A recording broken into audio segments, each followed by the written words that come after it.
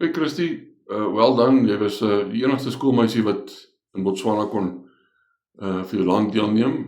Vertel ons net so vinnig ietsie oor jou hoogtepunt by die byeenkoms. Hoe was dit en hoe het jy dit ervaar saam met die topatlete en so? Ek sal sê dit was baie professioneel in vergelyking wat ek gewoond was. Dit was baie lekker. Ek het saam Lieke Klawer gehardloop, een van die Olimpiese atlete, en ek was, dit was baie lekker. Okay, en dan die plaaslike seisoen is basies nou klaar hierdie jaar, maar julle berei nou voor vir die wêreld junior kampioenskap in Amerika. Net so ietsie daaroor, as jy gereed daarvoor, mik jy vir 'n medalje?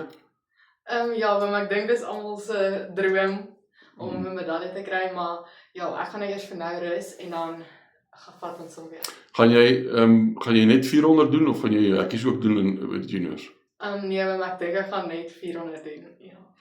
Okay, wel dan, ons hou jou dop, alle voorspoed vir jou loopbaan vorentoe.